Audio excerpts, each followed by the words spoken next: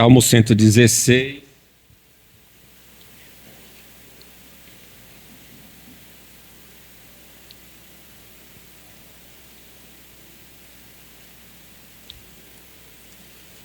Ouçamos então a leitura deste salmo.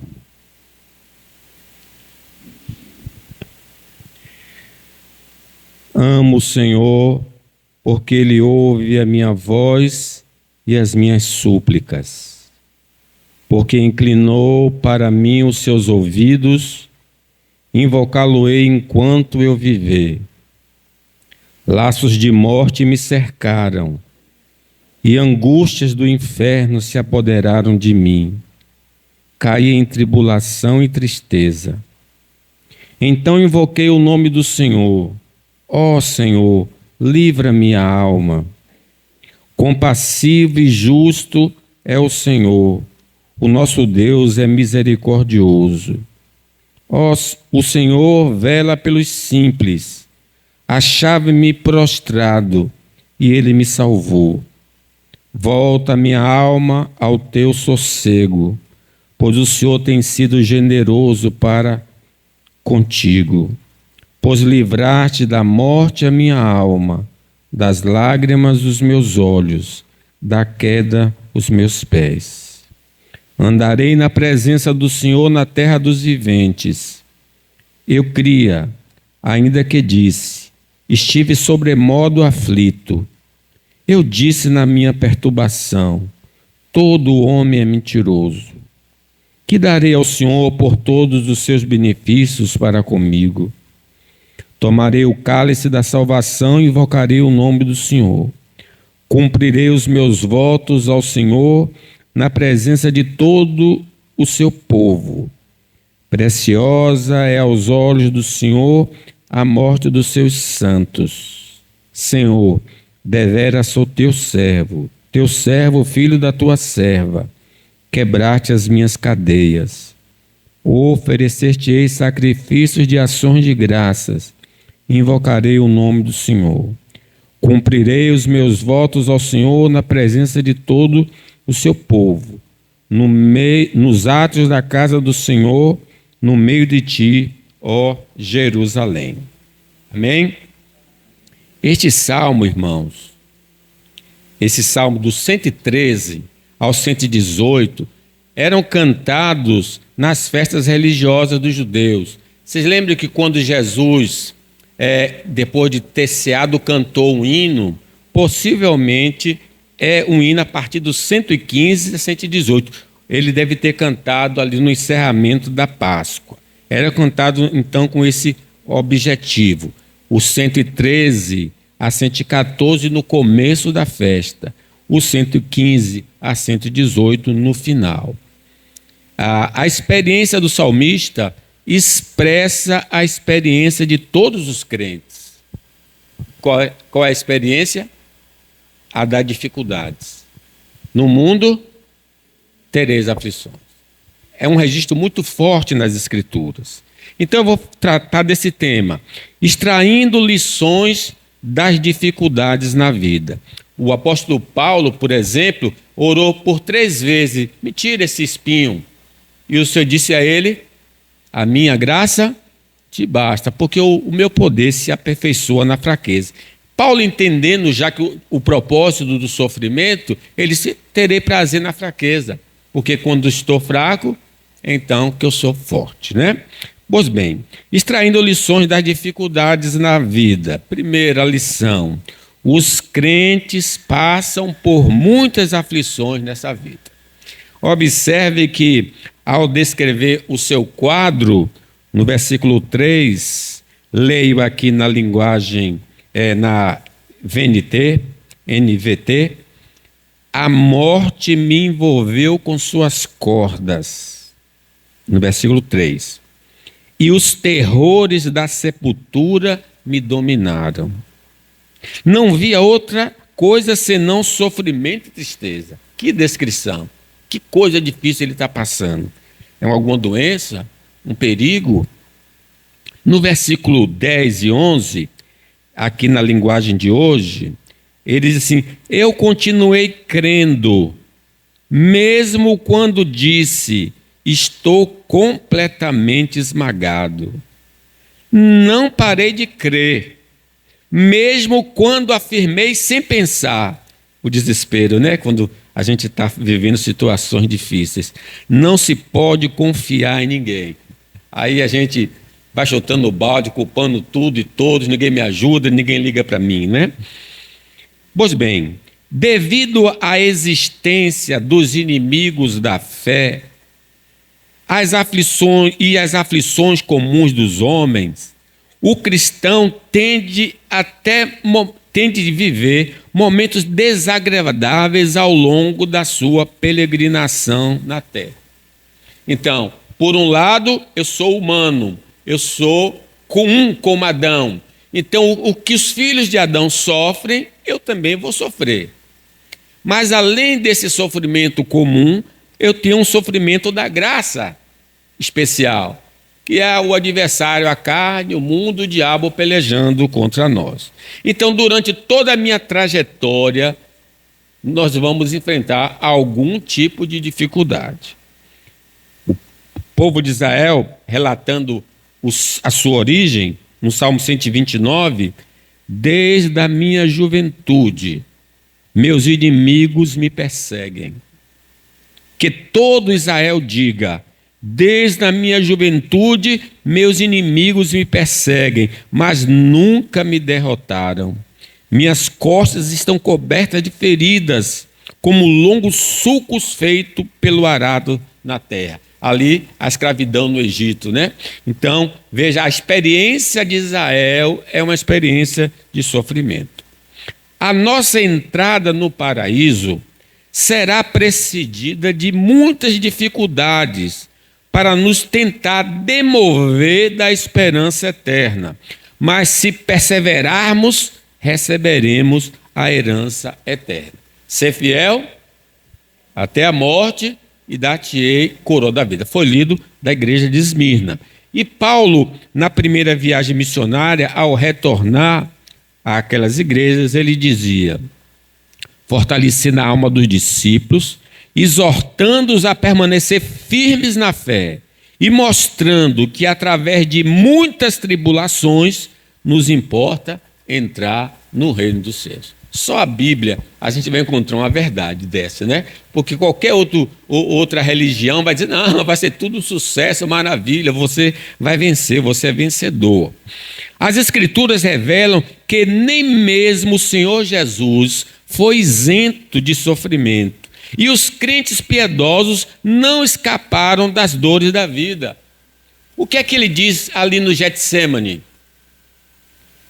A minha alma está profundamente triste até a morte. Ficai aqui e vigiai comigo. Jesus, o Filho de Deus, sem pecado, experimentou esta dor. No Salmo 34, versículo 19, diz: muitas são as aflições do justo, mas o Senhor de todas o livra. O ensino doutrinário dado pelo Senhor aos apóstolos foi de que teríamos momentos difíceis em nossa jornada cristã. Nós falamos: não, no mundo tereis o quê? Aflições. Diz ainda no Sermão da Montanha: bem-aventurados sois quando por minha causa vos injuriarem, vos perseguirem e mentindo disserem todo o mal contra vós. Regozijai-vos, exultai, porque é grande o vosso galardão nos céus, pois assim perseguiram aos profetas que viveram antes de vós. Aqui, por causa da fé, o irmão, a irmã pode sofrer. Os apóstolos advertiram aos santos que na caminhada da fé haverá muitos obstáculos, mas não devemos temer. Deus está conosco em nossa caminhada. Ainda que eu ande pelo vale da sombra da morte, não temerei mal nenhum, pois o Senhor está comigo. A sua vara, seu cajado me consola. Tiago, escrevendo ainda sobre esse assunto, diz: irmãos, tomai por modelo no sofrimento e na paciência os profetas, os quais falaram em nome do Senhor. Eis que temos por felizes os que perseveram firmes. Tendes ouvido da paciência de Jó, e viste que fim o Senhor lhe deu, porque o Senhor é cheio de terna misericórdia e compassivo. Não estamos isentos das dificuldades comuns dos homens, como doenças, catástrofes, pragas, problemas econômicos, enfim, e outros. Mas Deus nos assiste em nossas dificuldades. Sei que cada um tem uma necessidade, todos nós, o pastor também tem. Mas Deus cuida do seu povo.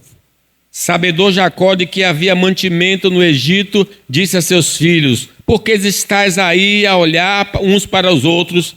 E ajuntou: tenho ouvido que há cereais no Egito, descer até lá e comprai-nos dele para que vivamos e não morramos. Imagine, é o pai é a família de Deus consagrada, os filhos de Jacó, o próprio Jacó. Eles estão enfrentando uma dificuldade na terra prometida, não tem comida. Mas o que Deus fez? Mandou José, quanto tempo antes, para preparar tudo para que eles tivessem alimento? Todas as coisas cooperam para o bem daqueles que amam a Deus, daqueles que são chamados pelo seu decreto.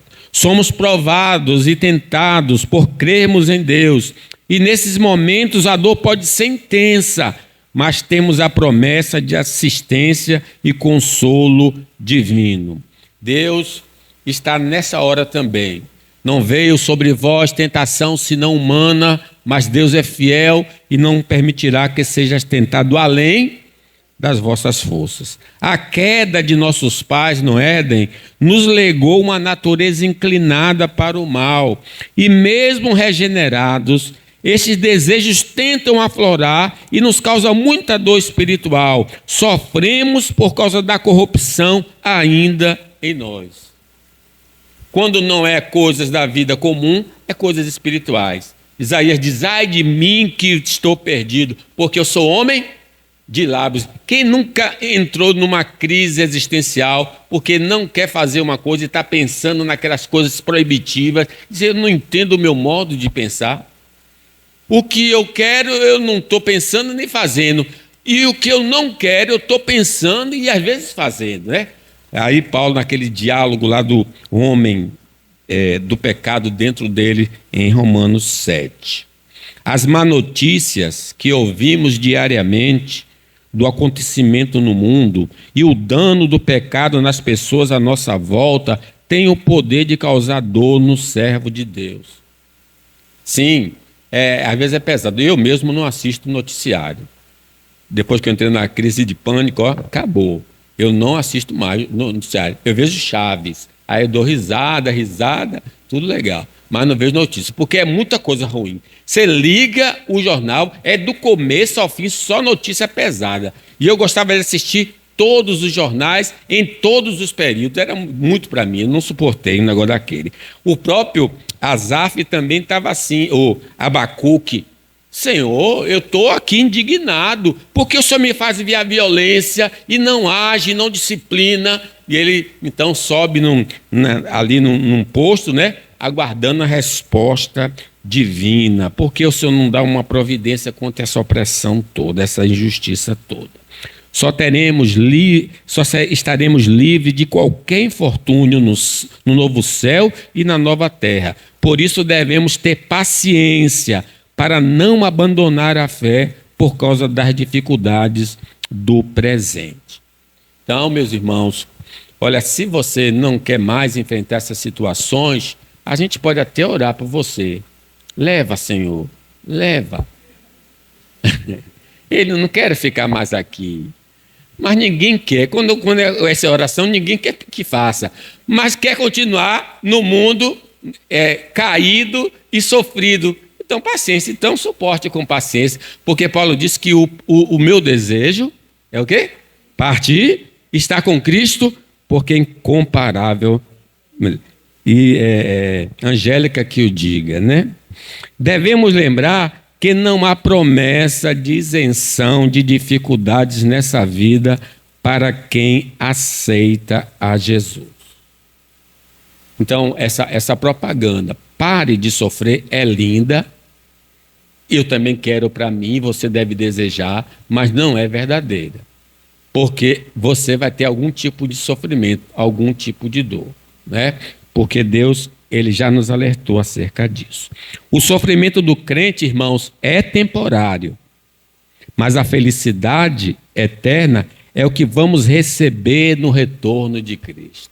O alívio. Deus enxugará dos nossos olhos toda lágrima. Não haverá mais morte, nem pranto, nem dor. Segunda lição. Extraindo lições das dificuldades na vida. Os crentes devem pedir socorro a Deus nas aflições. O que é que eu faço quando esse momento chega? O salmista nos dá a pista aqui. Vamos observar no versículo 1, que ele está exaltando a Deus, porque Deus o ouviu. Vamos ler o versículo 1? Amo o Senhor, porque Ele ouve a minha voz e as minhas súplicas. Então, ele orava. E ele agora está agradecido porque Deus ouviu a oração dele e o salvou. Veja o versículo 2, que é isso mesmo. Leamos 2. Porque inclinou para mim os seus ouvidos, invocá-lo-ei enquanto viver. Versículo 4. Então invoquei o nome do Senhor. Ó Senhor, livra minha alma. Versículo 8. Pois livraste da morte a minha alma, das lágrimas os meus olhos, da queda os meus pés. O 16. Senhor, deveras sou teu servo, filho da tua serva, quebrar-te as minhas cadeias. Se por um lado é verdade que enfrentamos dificuldades, nós temos uma arma para usar, a oração. Devemos orar. Os crentes que buscarem a Deus nas aflições, buscaram a Deus nas aflições no período bíblico, foram livrados de maneira miraculosa pelo Senhor. E isto deve ser um incentivo para procurarmos a Deus em nossas aflições. Ele está dando exemplo. Mas há outra passagem que diz: busquei o Senhor e Ele me acolheu, livrou-me de todos os meus temores. Eu preciso recorrer a Deus. Ainda em outro salmo é dito, 77, no dia da minha angústia, procuro o Senhor. Ergue-me-se as minhas mãos durante a noite e não se cansam. A minha alma recusa consolar-me. É oração perseverante, é oração insistente. Eu só te largo quando tu me abençoares. Devemos ser como esses homens. A oração do crente aflito vai chegar aos ouvidos do Senhor. E de acordo com a sua promessa, Ele irá agir em seu favor. O que é que aconteceu aos judeus que estavam no Egito quando o faraó estava maltratando eles?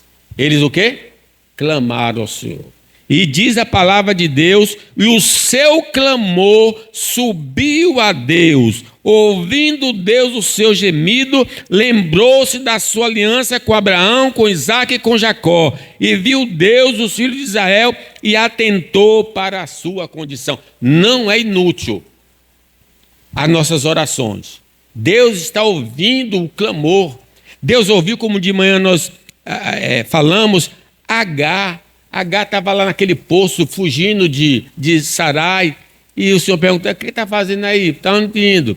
Aí ela contou: estou fugindo da minha senhora. E o anjo disse, que é o anjo do Senhor: volte, se humilhe, porque eu vou abençoar esse menino e ele vai ser grande. Louvado seja Deus. Se nossa aflição é muito incômoda, devemos nos humilhar na presença de Deus através de jejum e oração. Na nossa igreja, tem crítica sobre isso, né? Mas nossa igreja sempre enfatizava que jejum deveria ser feito em tempo de calamidade. Calamidade nacional, por exemplo, estadual como do Rio Grande do Sul.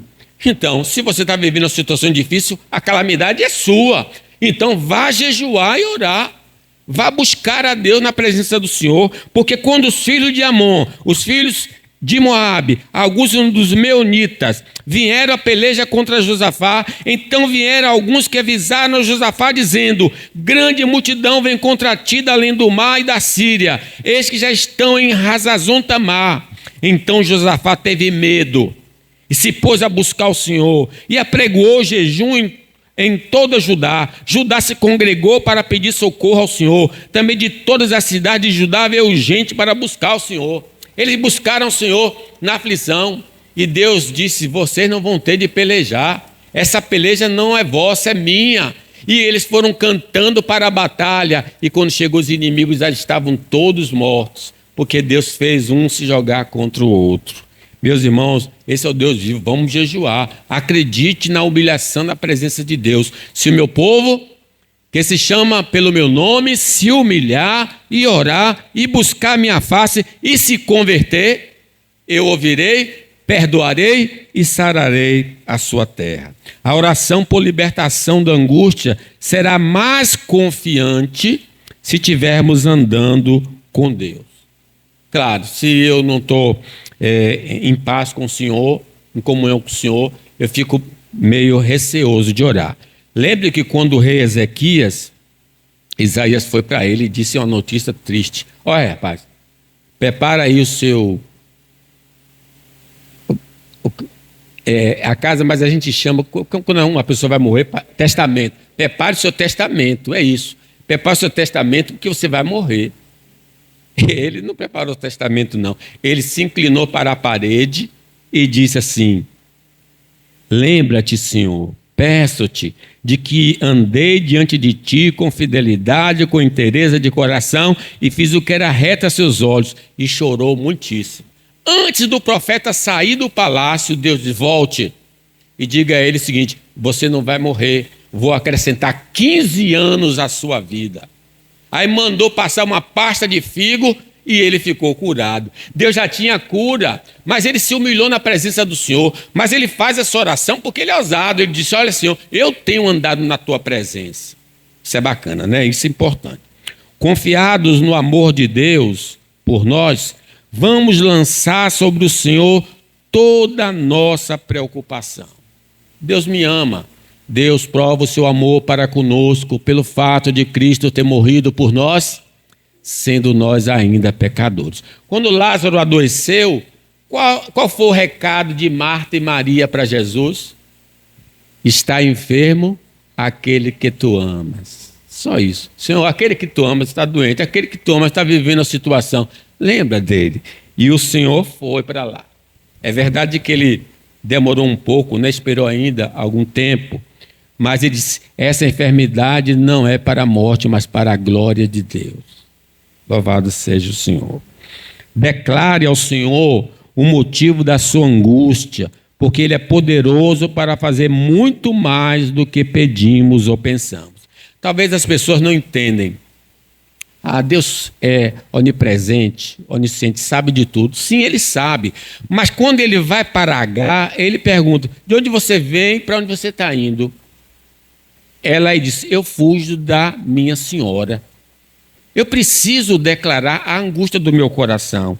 Quando diz: não andeis ansiosos, sejam, porém, conhecidas diante de Deus as vossas petições, pela oração, pela súplica, com ações de graças. E a paz de Deus, que excede todo entendimento, guardará o vosso coração e a vossa mente em Cristo Jesus. Eu declaro com clareza a Deus o que está acontecendo na minha vida. A oração por livramento deve ser perseverante, pois Deus vai agir no tempo estabelecido por Ele e não conforme o nosso tempo e maneira. Lembra que Pedro estava preso e a igreja fazia oração incessante por ele. Aí Pedro bateu na porta. Aí a menina disse, ou entendeu, porque eles não só batiam, mas falavam, reconheceu a voz de Pedro, disse: Pedro está aí fora. Aí o pessoal que estava dentro de casa orando disse: não, é um anjo dele. E Pedro insistindo, e quando eles abriram, de fato era Pedro. Deus mandou um anjo e libertou Pedro. E a própria igreja orando não acreditou como Deus fez o livramento, né? Esse Deus age assim, dessa maneira surpreendente. A oração por livramento da dificuldade deve proceder de uma pessoa que se relaciona com Deus para ser ouvida pelo Senhor. O que desvia os ouvidos de ouvir a lei, até a sua oração será abominável. O maior livramento efetuado pelo Senhor por nós foi do sofrimento eterno. Sendo, pois, justificados pela fé, temos paz com Deus. Nenhuma condenação há para aqueles que estão em Cristo Jesus, o nosso Senhor.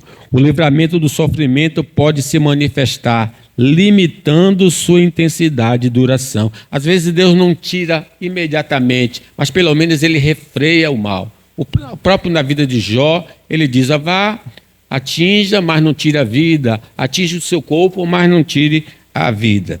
Como falei na quinta-feira, não fosse o Senhor que estivesse ao nosso lado, Israel que eu diga, não fosse o Senhor que estivesse ao nosso lado quando os homens se levantaram contra nós, nos teriam engolido vivos. Vamos ter várias experiências de livramento e também de dificuldades neste mundo. As aflições sempre vão bater a nossa porta. Sei que a gente não quer abrir, mas ela não vai pedir licença, ela chega, se aproxima, né? Mas, como diz o Salmo, o Senhor te guardará de todo o mal, guardará a tua alma, o Senhor guardará a tua saída e a tua entrada, desde agora e para sempre. Terceiro lugar, extraindo lições das dificuldades na vida. Os crentes conhecem profundamente a Deus através das aflições. É a pedagogia da aflição aqui. Vejam, ele estava atribulado, ele até chamou os homens de infiéis, né? Apesar dele crer.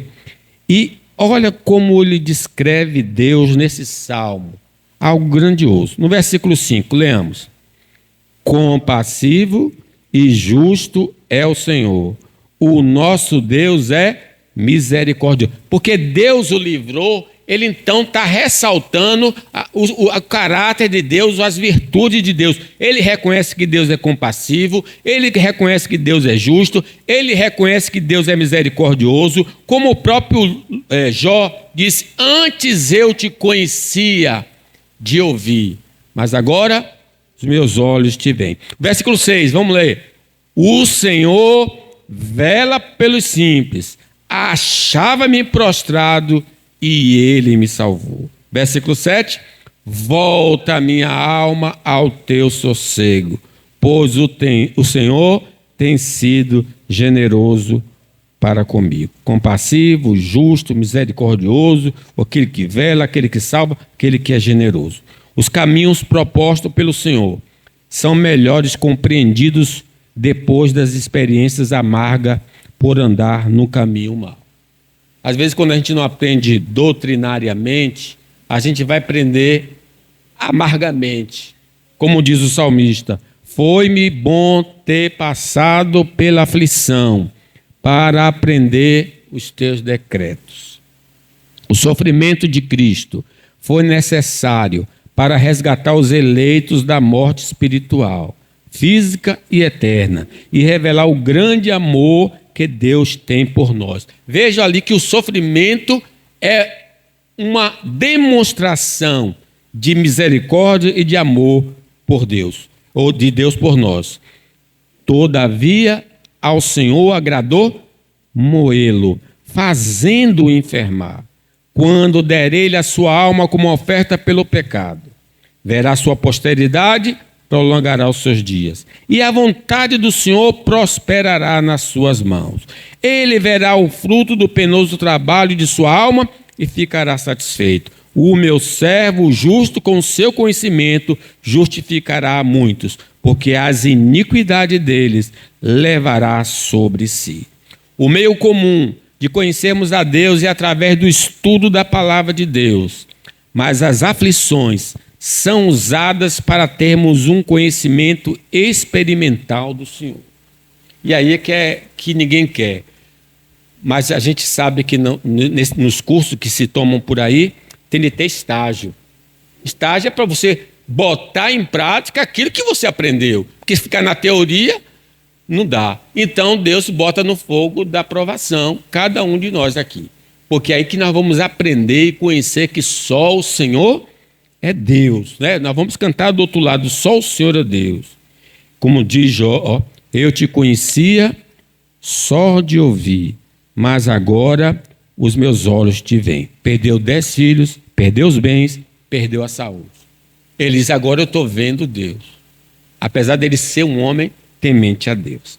As dificuldades tendem a revelar nossa fragilidade e a soberania divina sobre todas as coisas. Como eu falei do apóstolo Paulo, quando houve a dificuldade, ele gemeu, pediu libertação, né?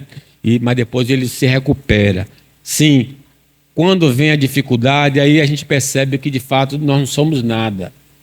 Tu és pó e ao pó voltará. E que Deus é soberano e faz tudo como lhe agrada.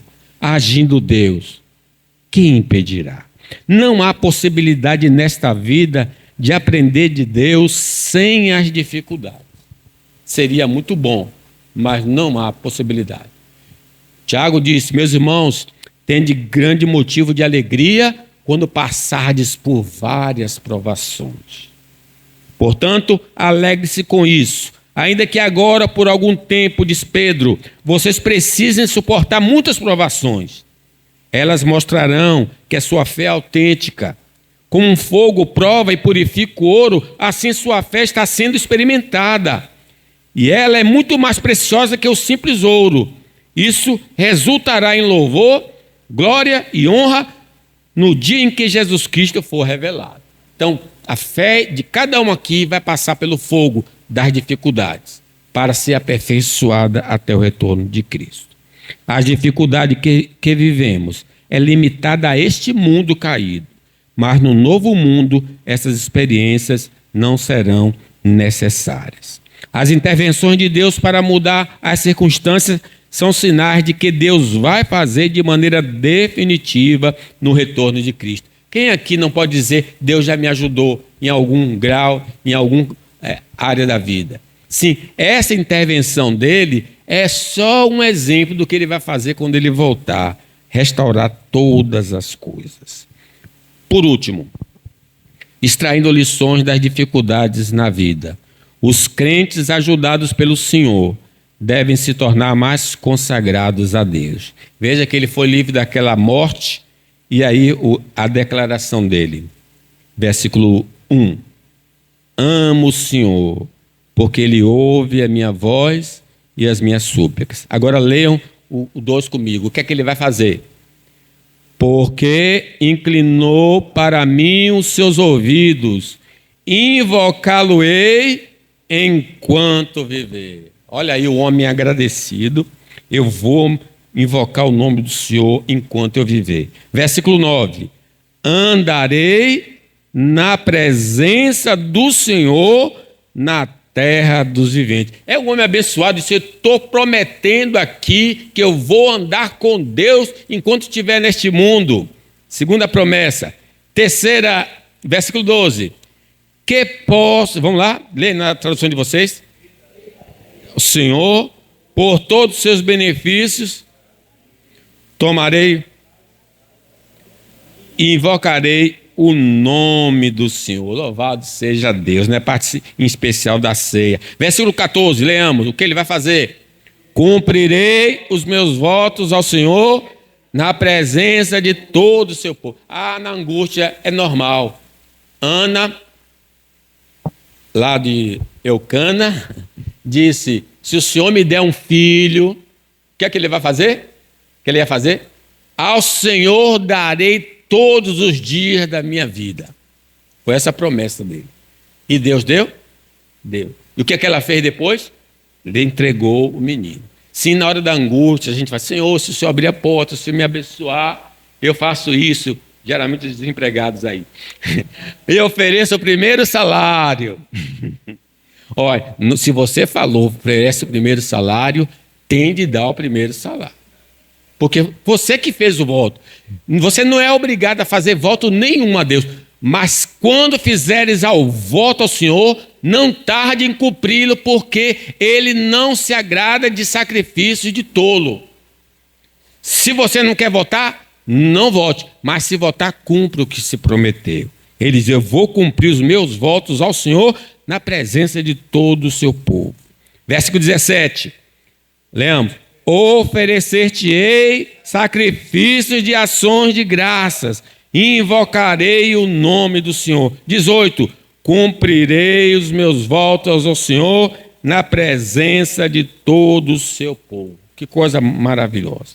O louvor a Deus deve ser algo voluntário e prazeroso por parte de quem foi socorrido por Deus. Sim, quando eu venho aqui, eu venho porque o Senhor tem me ajudado. Eu posso dizer, até aqui me ajudou o Senhor. Quando eu saio de casa, eu saio com essa consciência. Ele tem me ajudado. Eu tenho que comer, tenho que beber, tenho que vestir. Por isso, estejamos contentes, né? Os que são ajudados por Deus em forma de agradecimento deveriam ser mais santos em todo o procedimento. Que mais eu poderia dar ao Senhor por Ele ter me salvo? Andar na presença dEle, fazer a vontade dEle. Isso agrada muito ao Senhor.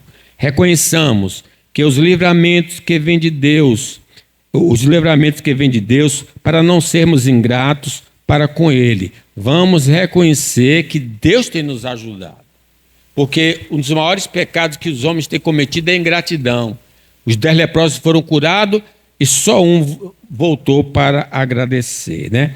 O Senhor, ó Senhor Deus, que todo o meu ser te louve, que eu louve o santo Deus com todas as minhas forças, que todo o meu ser louve o Senhor e que não esqueça nenhuma das suas bênçãos. O Senhor perdoa todos os meus pecados e cura todas as minhas doenças. Ele me salva da morte e me abençoa com amor e bondade. Ele enche a minha vida com muitas coisas boas e assim eu continuo jovem e forte como águia. A generosidade de contribuir para a obra de Deus deve estar no radar de quem foi beneficiado pelo Senhor. Sim, não é só cantar louvores, não é coçar o bolso também. Porque Zaqueu, quando foi salvo, disse: eu vou dar metade dos meus bens aos pobres, e se eu defraudei alguém, vou pagar 4 vezes mais. E aí Jesus disse: hoje houve salvação nessa casa, pois que também este é filho de Abraão, porque o Filho do Homem veio buscar e salvar o perdido. A visão da salvação de Deus é que nos impulsiona a consagração. Só vendo Deus na sua plenitude que a gente vai se dedicar ao Senhor. Meus irmãos, vejam então: no mundo tereis, mas tenha bom ânimo. Nós vamos vencer. Eu me lembro quando eu cheguei de seminário com Ana, a gente não tinha nada. Olha bem, eu cheguei no seminário, nem geladeira a gente tinha. Aí quando eu entrei na sala de aula, antes de sentar, o colega que estava na primeira fila me disse: você quer uma geladeira? Assim mesmo. Quero. Tinha que botar, lá no Recife é 220, tinha de ter um negócio para 210. A geladeira era 110 para botar para 220, com a corrente de lá. Gente, acredito, nos 4 anos, aquela geladeira não quebrou. E aí eu disse: não vou levar essa geladeira não. Dei para um seminário chamado Joabe, que também ficou com essa bendita geladeira, e essa geladeira não quebrou. Mas é interessante, eu voltei, e a igreja me designou para Jiribatuba. Alugamos uma casa. A única coisa que tinha na casa, uma geladeira nova. Acredite, uma geladeira. A única coisa que tinha na casa era uma geladeira nova. E eu não tinha geladeira. Veja como Deus é tão misterioso, como Ele opera a maravilha. Acredite em Deus. Deus é muito bom, gente. Deus salva o seu povo. Não desanime. Deus proverá. Que Deus nos abençoe.